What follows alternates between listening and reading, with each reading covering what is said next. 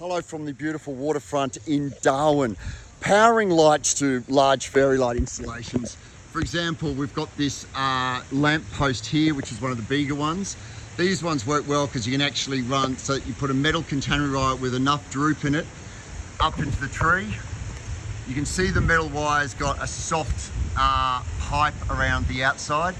It just floats around the tree. So like in Darwin when they get cyclones, or anywhere in Australia where you get big storms, if you get the tree moving around, it's not going to pull the light pole over. It's got enough swag for the branch to move around. So you bring there's two cables. So we've got two transformers in there coming into the tree and two main cables coming down. We climb up into the tree. So those large cables are coming down here. They've split off into multi-T outlets, which is basically a cable with a socket every 30 centimeters that's going up there to plug the lights into. Keep all the cables on top of the branches, so you only want the beautiful icicles or light strings wrapped around the branches themselves. Keep all the heavy stuff where the punters can't see, so when you're looking up, all you see is beautiful fairy lights. But up here on a ladder, you can see where all the hardware and connectors are, etc. So you just keep that, and you zip tie all the fairy lights and the cables together so they just literally float on the branch. There's not one screw or tack in this entire tree, and it's got to be made to withstand cyclones, etc. You'll see like there's a five-way joiner in there as well. So that main feeder cable, we've literally got a multi-outlet and one female socket connected to a five-way connector to feed out all the lights. So you only have lights and icicles dripping off the branches. All the main hardware you want to keep out of reach of pedestrians, or dare I say it, pedestrians or drunken bogans that want to damage it. The light strings are really hard to break as such, but if you get the main cable in there and all the connections up there, it keeps it out of harm's way. Even if the worst case scenario, someone came along here with a knife and damaged this lower section, you just connect icicles and light strings on the lower section, so it's an easy replace. So in a nutshell, you've got your transformers at a pole or a pit nearby. Put a nice swag in to move around with cyclones, etc. A loop on the tree not to damage the tree, then bring the cables down to an area out of reach of the general public, and then feed all your light systems out from there. It's probably one of the most unusual trees that we've had to light up in our times when I first looked at it, but we've just switched it on, and you know what? She's an absolute beauty.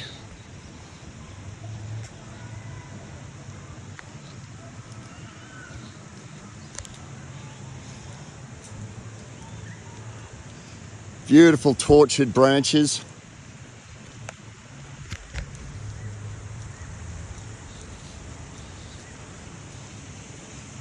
Beautiful sunset up here at Darwin today. Beautiful consistent lights like they've been sprayed on. Huge branches on this tree.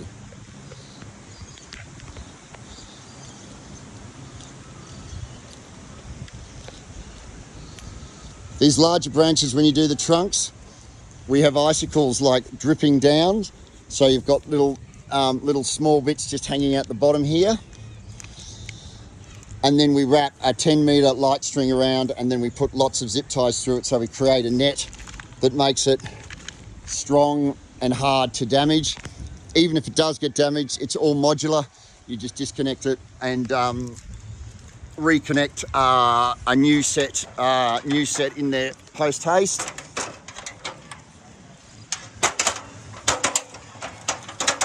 Should have moved that ladder before doing the video. This is one we prepared earlier. So you can see up in this section of the tree, which is out of reach of the general public, we've got a five-way connector feeding off to all the lights.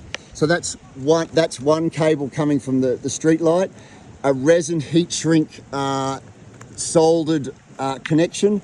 You simply get the multi-outlet cable, cut the end off, solder that in, and then we've got a female tail going straight into one of the five-way connectors and then feeding the lights out from there.